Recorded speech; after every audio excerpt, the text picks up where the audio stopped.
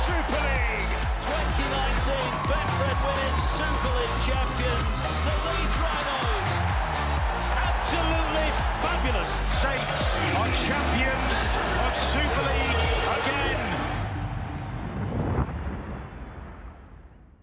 Hello, welcome to Betfred's Last Tackle. We've got two very special guests. We've got the club chairman from the Salford Red Devils, that's Paul King. And we've got the only Brit to win grand finals, both in this country and in Australia. It's Adrian Morley. Gents, thanks for joining us. But Moz, if I can start with you, with your hat on as former Warrington captain, big news. Greg Inglis has signed for next season. What a marquee name. Absolutely fantastic. Great for the Super League, great for the Warrington club. My only concern is he did retire from the NRL due to injury. I just hope that his injury problems have sorted themselves out. But, you know, Warrington have always said they're going to be in the market for a marquee player and a name, a box office name. And Greg Inglis, you know, when he was in his prime, he was best player in the world by far. And great that they've got him to sign on the dotted line, and fingers crossed we'll see him next year, and see him back to his best. Moz, you mentioned the retirement. He's been 13 months out of the game. Steve Price has said today that he's refreshed his body mentally and physically. So, look, fingers crossed. You take such a battering, you rugby league players, that this break, he could come back just as good once he gets match fit. Well, without a doubt. I mean, I felt the same. Having played for 20 years, having not taken the knocks, not doing the day in, day out training, you do feel refreshed after a year. And I thought I could probably play again. Probably couldn't, but you do feel that way. And, if he's looked after himself and looked after his body and got the injury sorted, there's no reason why he can't compete in the Super League. I'm not sure he'll reach the lofty heights of, his previous career. However, he is a fantastic athlete, big, strong, great footwork. And if we can see him, he is puts bums on seats, doesn't he? So we can get Greg back to somewhere like his best. That will be fantastic. Paul, let's bring you in. I'm going to ask you this question not as the Salford Red Devils club chairman, but as a rugby league fan. Look, this is another big name joining the Betfred Super League. Yeah, I think that's what the marquee signings are all about. It's about getting bums on seats, to revert back to the chairman head. People will turn up to watch people like Greg Inglis. It's as simple as that, and Warrington's getting quite a collection of them at the moment. But it's good for the game. I think it's good for the game. I think it's good for the home clubs. I think it's good for the away clubs. There's more away fans will come to watch them. We're hoping more Salfordians will come out to watch us at home to Warrington when Greg Inglis is playing. It's as simple as that. And what a player. If he can get, as Moss says, if he can get back to what he was 2 years ago, wow. He paid good money to go and watch him. And Moz, just to finish this section on Greg Inglis as well, he's got a relationship with Steve Price. It's clearly this relationship that's brought Greg back to back to rugby league and to the Betfred Super League. Well, that's a fantastic coup for Steve Price, and you've got to say Super League are going to be the winners as well. It's a bit like when Toronto brought Sonny Bill Williams over. It was great for the game over here. It cost them a lot of money. I'm sure it's costing Warrington a few quid, but it's great for the Super League as a whole. The fact that he's got that relationship with him, he's made him come out. But if Greg thinks he's up for the task, fantastic. And you've mentioned, marquee player, bums on seats, that kind of thing. He ticks every box in my opinion. So fingers crossed he can do the business. Right, that's next season. We've obviously got to talk about this season at the moment. News today that the RFL have confirmed the postponement of the Challenge Cup and the AB Sundex 1895 Grand Final. It was scheduled for the 18th of July. The intention remains for the finals to take place later in the year. Obviously, it's on the proviso of the public health situation and the government advice. If I can go to Paul first of all. Paul, obviously, no surprise that the Challenge Cup finals had to move. No, I think the RFL and the fixtures committee at Super League are working really, really hard. And there's a lot of planning going in place to try and get the guys back on the pitch. But it's really challenging you're dealing with the unknown, aren't you? You know, when's lockdown going to be fully lifted off? We're desperate to get back on the pitch. We're desperate to get back in front of attendances, if truth be told. In front of the viewing spectators, it's very difficult. And I think the latest plan, they've got several different options in terms of planning. And it's clear you can't run through the rounds of the Challenge Cup and get it in for the middle of July at this stage now. So I think when we get back on the field, I think Challenge Cup will be a priority. It will be the first priority, really. I think we've got an easy one at home at St Helens in the next round. So we're looking forward to that. I think that'll come up first, probably. That's the impression that I'm getting, that they definitely want to keep the Challenge Cup running. So and it is important. It's important to the game. Paul, there's so many, moving parts in this at the moment. Obviously, the government advice, the player protocols, getting players back in training, talking to Sky. I know all these conversations are going on at the RFL and the Super League around these conversations. Do you know when we might expect rugby back at all, or is there still too many moving parts at the moment? Yeah, there's too many imponderables. It's, are we going to get a second spike? Are we not? We can plan for the middle of August, but then if things start to pick up again, that will go backwards again. So I know they've got 3 or 4 different. I'm not on the fixtures committee. I know they've got 3 or 4 different plans in place, but they've changed over the course of the last 2 months. They keep rolling around. There's so many different things to consider. There's the financial side of it. As soon as you start training again, Mark, the players and the staff come out of furlough, and then you've got to start the antigen testing on top of that when they come back to training, which is in itself, there's quite an expense attached to that at the moment. So there's a bit about managing it financially, but managing it safely in a safe environment. And in truth, I'm not a massive fan of the idea of playing behind closed doors. I accept that we may have to do that because Sky pay an awful lot of money for the rights to show the games. But if we can get a position where we can get some people actually in the stadium, so much the better. So much the better. So there's so many different things going on and so many different challenges attached to it. But we've got some really good people working on it at the moment. Working really hard to try and get us back on the road. But Paul, if needs be, will you start behind closed doors? I think that's inevitable, mate. I do. I think that's almost inevitable at this stage. Then I don't think. Yeah, it'd have to be. I think the government advice would be to do that. Definitely. It's not your desired effect, is it? Because you've got no income stream coming in by Sky money then. So you've not got the footfall coming through the door. But you can't have your cake and eat it at the same time. Sky are paying an awful lot of money to show live footy. So we've got to create a position where there's live footy. Moz, obviously we're all desperate for rugby league back. We've heard Paul then, and we've heard the Super League and RFL say, look, it's only going to come back when it's safe and appropriate too as well. It looks like it is going to come back behind closed doors. What will that be like for a player, do you think, Moz?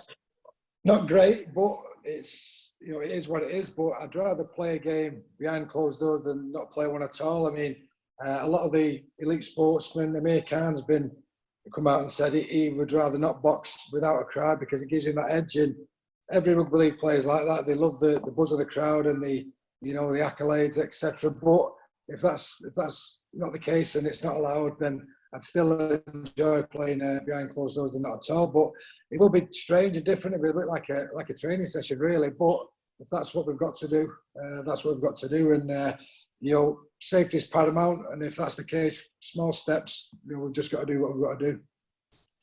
And Paul, obviously, we all know about Salford's finances, and we'll talk about what you did last season as well with your house, which was an incredible gesture. But how tough is it at the moment? How tough is it being a club chairman of the Salford Red Devils at the moment? It's a challenge. It's difficult. It's incredibly stressful. We've got I have board meetings with the holding company board weekly at the moment. I'm having almost daily video calls with Craig, the accountant. He's only been with us about 3 months. He's deeply regretting accepting that gig, I'll tell you.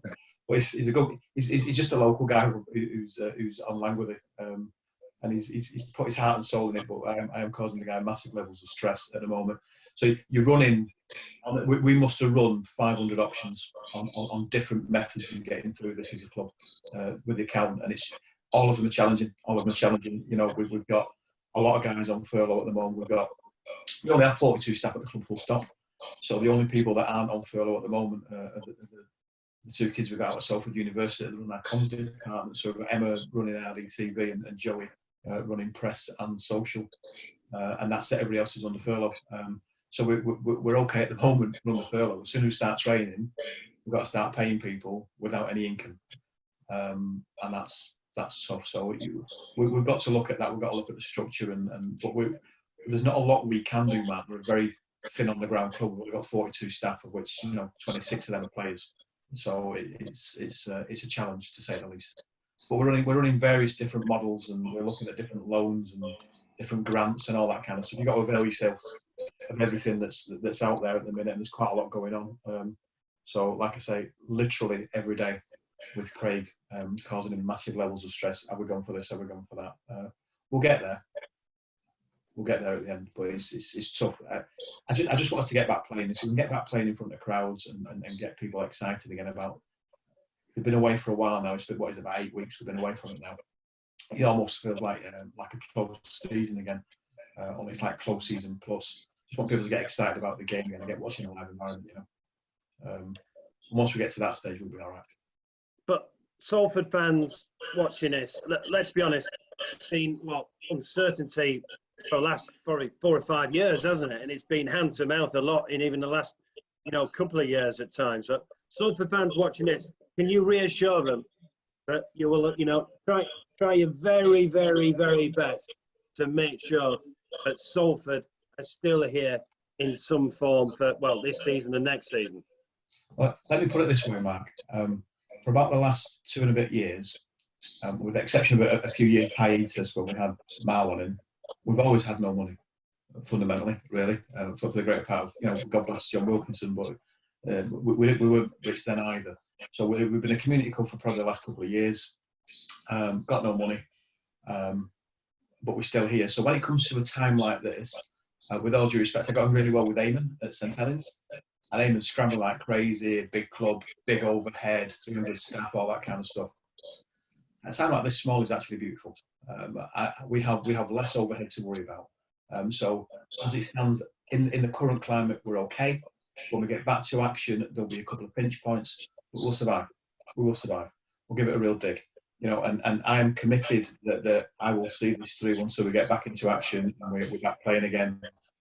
And then I'll review where we're at. The people at that stage, the people of Salford and the businesses of Salford need to come out and support us, mate, because as a community club, it'll become a real struggle if it's basically me and my garage. There's got to be a bit more to it than that. You can't compete with Wigan and Warrington on a semi-detached house in Wharton, mate. You can't. It's difficult. No, fair play to you, Paul. And Moz is nodding his head there because Moz, you've had a great career. You've won the grand final here. You had that great career in NRL. You were Warrington captain, great career at Leeds. But Salford means a hell of a lot to you, doesn't it? It does. It does. I'm Salford born and bred, and wherever I played throughout my career, I always kept my eye on Salford, and they were just eternal battlers, weren't they? Didn't have great resources, didn't have a great financial backer, but they always competed, and there was always a presence. And I'm sure they will get through this sticky patch at the moment. But yeah, I'll always have Salford in my heart. As I say, no matter where I went, I always watched them. Got the pleasure at the end of my career to put on the red jersey and represent my home city, which was fantastic. But I'll always be a fan, and I always wish him well. Well, we'll talk about the grand final and the build-up to last year. I mean, Moz was just so excited ahead of that. Now, just got to clear up a couple of player things while we've got you on, Paul. We obviously heard last week about Niall leaving, and in the newspapers today, Lee Mosser very close to a new deal. Yeah. Good reaction. I expect that there will be a number of announcements over the course of the next week or so. Yeah.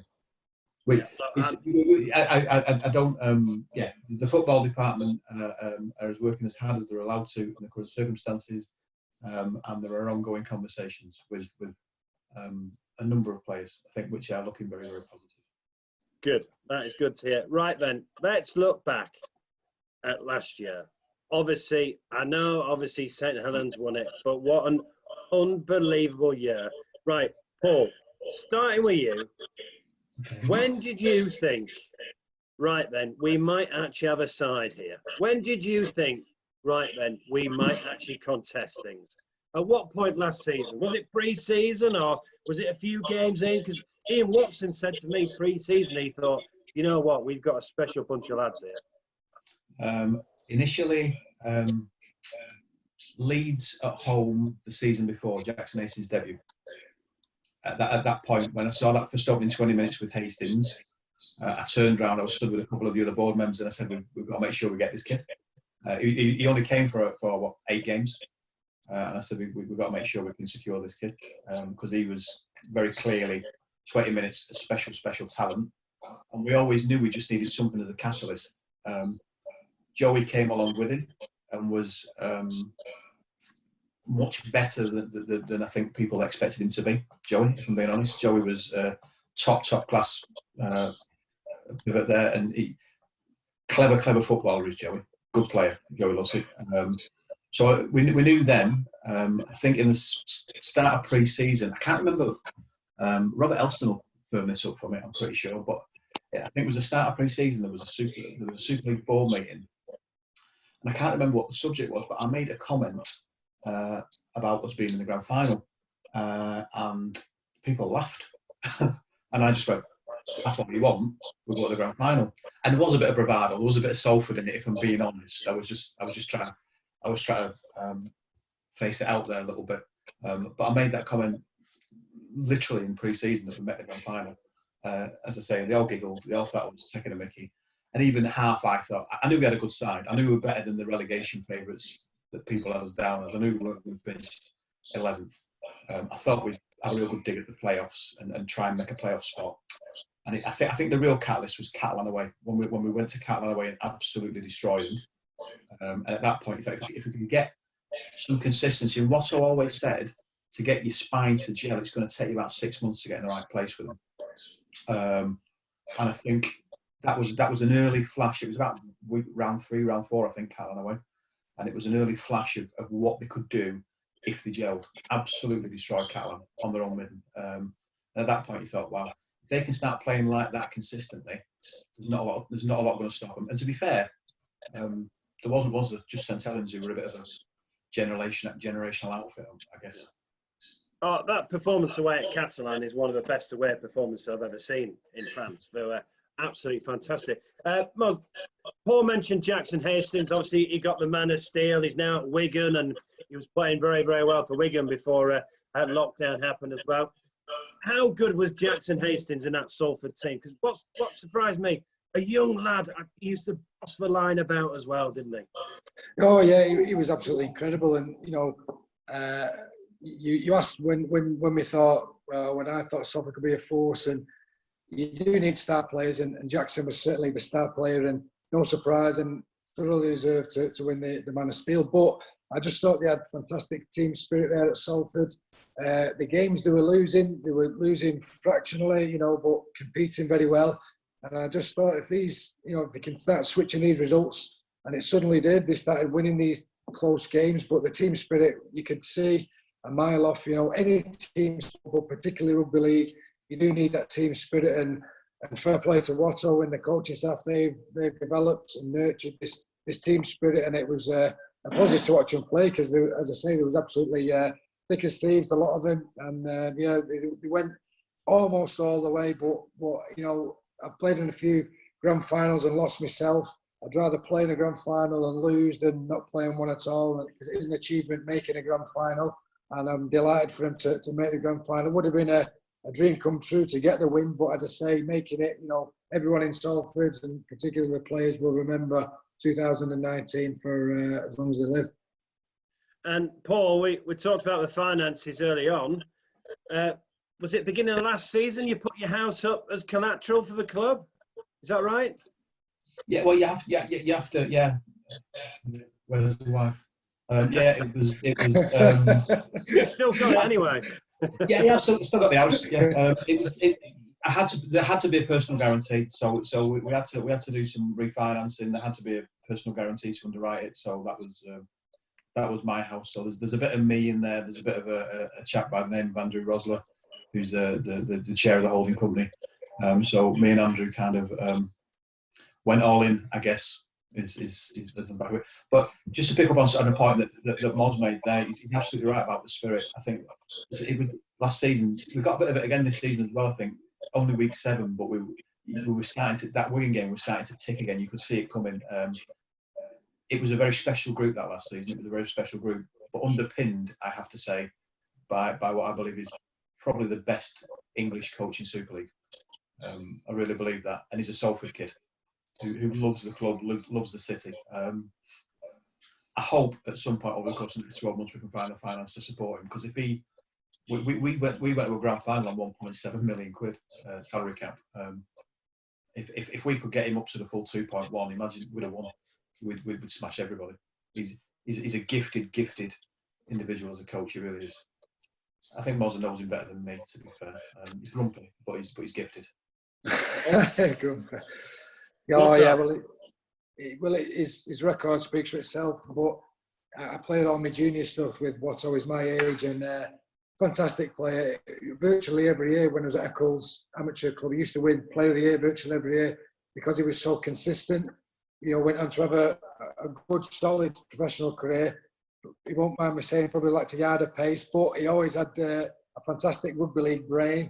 And it's no surprise to see him doing what he's doing in the coaching game. And you've mentioned it's not essential, but I think it is important to have a connection and an emotional tie to the club you're with. And he's played for the club, lives in the Salford area, and very proud of him. You know, the fact he got to work alongside Wayne Bennett with Great Britain as an assistant, I think that's a fantastic accolade for Watto. And I agree with you, Paul. If we can tie him in, you know, and get an even better squad round him, sky's the limit, really. Yeah, agree. Well, I'm not going to ask you about salary caps, okay, Paul, because obviously I know that's contentious at the moment. But what I will ask you, you mentioned obviously Ian Watson, but it turned into a Salford story, because yourself, obviously Salford, Watto from Salford, a former player, Ian Blease, former player, and director of rugby as well. So it was a real Salford fairy tale getting to the grand final as well, wasn't it? Yeah, it was, and I think that was probably the most pleasing aspect of it. I think Salfordians, we are a bit of a different breed, to be fair. We don't particularly like being called Manx, but we live with it. But we are a little bit different. We're very proud. We're very proud of our city. Very proud of our area. It can be a bit rough. It's a very blue collar, hard working, tough old part of the world. And I just think that reflected in the team. I think we all work hard. You know, Bleasy grafts, Watto grafts. We're all up to our necks in it, and there's no easy route out of it. You know, you got to get your nose to the grindstone and graft to dig your way out of it. And last year was a fairy tale. It was an absolute fairy tale. But there is absolutely no reason if we can get those attendances up through the 5,000 barrier, and we can get a couple of other sponsors through the door. We can do that consistently with the team that we've got. And I mean the backroom team. I mean Watto and people like Greg Brown, people like Rose, people like Rob Artenstall, physios. These are top-end people. We've been clever in the way we've done it. We've invested in the back room almost on a per capita basis, almost as much as the players, but they are absolute top level, good people. And they all worship at the altar of Watto. He is very, very well respected in the players' lounge and in the back office, although they'll never admit it to his face. I just want to ask you about those playoffs, Paul. Very, very unlucky against Wigan in the first game. I think a bit more experience. Yeah. Then you nailed Cass. That was an all-round performance at the AJ Bell. And then that semi-final win against Wigan, 28-4. How did you feel after that game? I mean, not only had Salford put up a hell of a performance at Wigan, huge Salford turnout as well. How did you feel knowing that you were now about to plan for the grand final at Old Trafford? Well, that was the thing. About 45 minutes before kick-off, the crowd was already phenomenal. And you just got the feeling that behind that sticks were actually going to outnumber the home team. And I think if we didn't, we got awful close. So it was a phenomenal atmosphere at that end. Throughout the game, I've never been so calm playing Wigan away. It was ridiculous because we just looked totally in control. And I have to say, people like Moose, Gill, Tyke, these guys, they were phenomenal. The pack was absolutely phenomenal against Wigan. They were all the back half of last season. They killed them, absolutely killed them stone dead. Didn't give them any room to move. I thought they were sensational. I'm sat there singing Salford songs in the director's box about 8 foot away from Ian Lenigan, which was mildly amusing. Professional. Not the most professional thing I've ever done in my life. But you know, just let rip when you can. How often am I going to get the chance to do that? Let's be honest. So I just let rip. I got in there, me and my oppo Paul Trainer singing along in the director's box, which was a bit odd, sober as well. It was brilliant. and then as soon as the final Uta went, I had a couple of the local. I had GMR in my face. Alan Hunt was there. So I did an interview, and the world just changed completely. It was ridiculous. The press calls, I don't know how Watto and Bleasy coped with it because I was getting battered. And they were getting 10 times more than me. But I was on the radio, I was on telly, very, very surreal environment. And the other thing is, of course, you only get a 6-day turnaround from that point. You're in a grand final 6 days later. So tell them to get the extra week, they could get the classier T-shirts out and more mugs. We're kind of like, we'll get all the wild flags quick, see how many T-shirts we can get out. Let's take advantage. It's ridiculous. And on the Sunday morning, sale were at home, so we couldn't put the tickets on sale until the Sunday morning. So I went down there.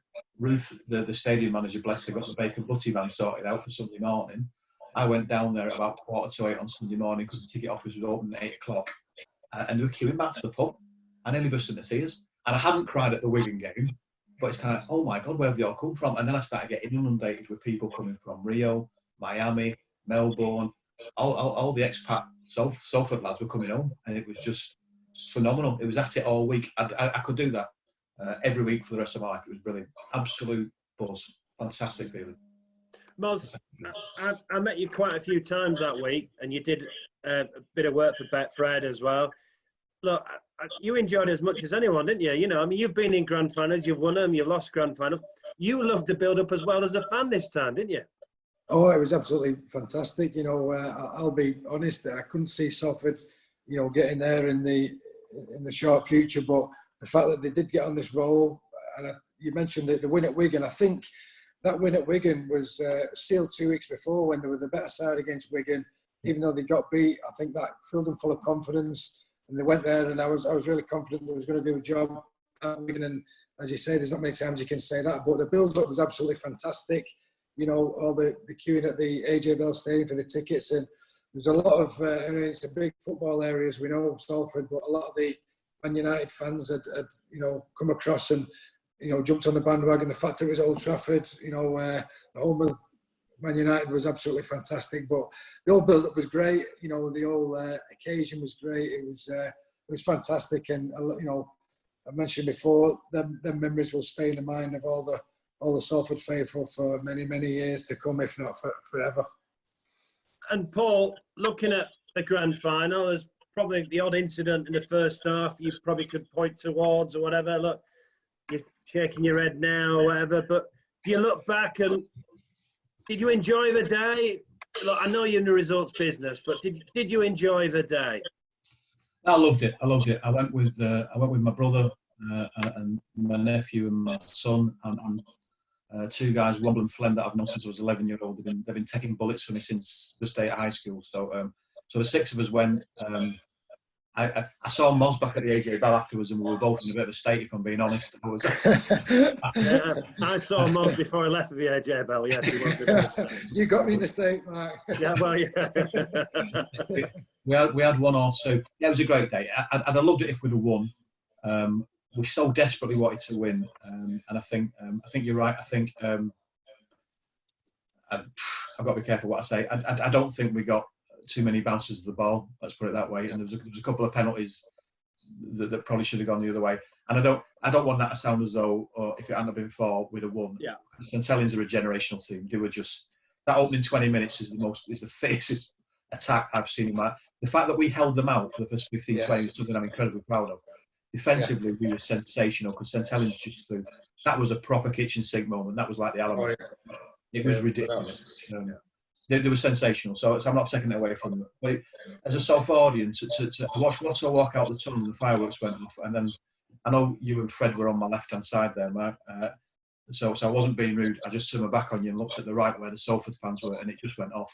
It was absolutely fantastic, and they didn't stop for 80 minutes. Didn't matter. They just didn't stop for 80 minutes. They were at it. And that's the thing that I'll take with me forever. I think I'll take that to the grave with me. Just seeing that East Stand go up as we come out of the tunnel. That was sensational. Well, how good was St Helens last year? I mean, they walked a regular season, didn't they? And how good was St Helens last year? Yeah, you could argue that's probably the greatest team that's been in Super League in 25 years. They were head and shoulders above everyone else. They were red hot favourites for that grand final. Salford, the fact that they got there, you could say that was their grand final, but they did have a chance. It was the best defensive record or the best defensive team at the moment against the best attacking team. But Paul just mentioned that first 20 minutes, the onslaught was absolutely horrendous. They did well just to keep themselves in the game. They tried just before half time for Salford, give him a bit of a glimmer, but you've just got to sometimes hold your hands up and say that the best team won on the night, but they were gallant in defeat. But yeah, as I mentioned, it was great for them to get there. But on a personal level, my son, he was ball boy there, so he'll remember the occasion. Leo and all his Eccles teammates were ball boy. Mentioned people flying in from Australia, just for the whole city. It was a great buzz. It was a great shot in the arm. So we'll always remember 2019 grand final. But it was great, but just a step too far for the Red Devils. Yeah, but we got to the grand final against all odds. I mean, 100 to 1 to win the grand final at the start of the season. Just a quick word on this season so far, Paul. It seems like a lifetime ago, doesn't it, after all that's happened? A couple of home wins over Wigan and Toronto. Probably should have beat Huddersfield. So a mixed start. Yeah, I think again, people, you can't forget we lost 12 players at the end of last season, so we've got 12 picked off, and this is always our concern. Financially, we're not in a great place to defend ourselves when we come a calling. So we had even then we had a dig with Edels this year, and it didn't pan out either. But other people will. I just think this season, the first few games we were gelling. And you could see it. You could see it against Wigan in that last game on telly. They're starting to get there. Kevin Brown's influence was starting to come to the fore. Yeah. The pack were getting on a roll again. And, if we can get this back up and running again, don't count us out. Do not count us out. I know Moz is saying 2019 is something that we'll remember forever. Or maybe we'll remember 2020 and 2021 as well, because I think if we can keep the bulk of this group together, we've got an outstanding chance. We're not relegation fodder. Those days are gone. Those days are gone. A couple of shows to look out for on Betfred Facebook. On Saturday night, we've actually got our documentary on the 2019 Grand Final. And on our Facebook at the moment, we've got our series Front Row Heroes. And this week, it's Benny Westwood. Watch this. I wanted to do the NHS, and that was something that that's the only thing that we can do to help. We wanted to contribute to help towards the staff that have been doing a fantastic job. And the only way we can do it is by giving them some food. So yeah, it was great for us and great to get involved in that. And after that, then this came along with it being Mental Health Awareness Week. The foundation Warrington came up. Would you like to do it again on this Monday? So it kind of snowballed from the other week. But yeah, we're always happy to help. It's great. The staff do a fantastic job here, and it's nice to be able to treat them with a sausage and egg butty. So look out there. Benny Westwood doing a fabulous job delivering bacon sandwiches. And gents, obviously it's unprecedented times. It's tragic times with all the people dying as well. But Paul, the rugby league community is doing so much to help people in this pandemic. Yeah. The foundation guys have been out. They've been delivering food parcels to care homes, to Salford Royal. They're doing an awful lot in the community, as they always do. To be fair, it just seems to have racked up to another level now. And right and proper as it should be. It's the community that we operate in. We've got to look after them. We've got to look after each other. And it is, much as I say, we're desperate to get back on the park and all that kind of stuff. It has to be on safe conditions, and you have to put these things in context. People have died. It isn't the biggest priority, but at the end of it, it's important. It's still a game to go to, and people will need that. They'll need that for the mental well-being as much as anything. It's important that we stay afloat and we keep digging in there. Yeah, it is Mental Health Awareness Week. And look, the RL community, RL cares. I mean, Benny Westwood delivering bacon sandwiches this week. It's a huge team effort. Look, if you don't know rugby league, it is a family, isn't it, Moz? Yeah, it's a family, and Paul just mentioned rugby league. They do massive amounts in the community. So this has been no surprise that they're helping out there, and I want to pay tribute to the NHS people as well. We do go out there and clap every Thursday, but they can't be thanked enough. But rugby league in times of trouble do pull together, and this is no different with the COVID-19. Moz, Paul, thanks so much for joining us. And Paul, I know you're working really, really hard, and I think the Salford fans will appreciate what you're doing. So thanks so much for joining us today. So you've been watching Betfred at Last Tackle. Look out on Saturday for our documentary on the grand final from last year, and watch the series on Front Row Heroes. So many people in the rugby league community are doing an amazing job right now. Stay safe, and thanks for watching. Good morning, rugby league fans. It is the 12th of October 2019. It's about 9:20 and we're at the Theatre of Dreams. It is Betfred Super League Grand Final day. Hello and welcome to Old Trafford. We're reminded every single day at training and at the stadium of the history of our club. Yeah, there's no two ways about it. It'll be the pinnacle of my career. And yeah, I've dared to dream. I think it'd be a massive kind of dream for the people of kind of Salford. I don't think they would have ever expected Salford to be competing in a grand final. It honestly comes down to whoever plays better on the night. It's that simple, and we're okay with that, and I'm fine with it. So if we play well enough, we'll win, and if not, we won't. What an atmosphere. The Saints fans down to our left. 3/4 of Old Trafford will be cheering this Salford side on, and like you say, what a story. They nearly relegated 2 years ago, now playing in the grand final. They've got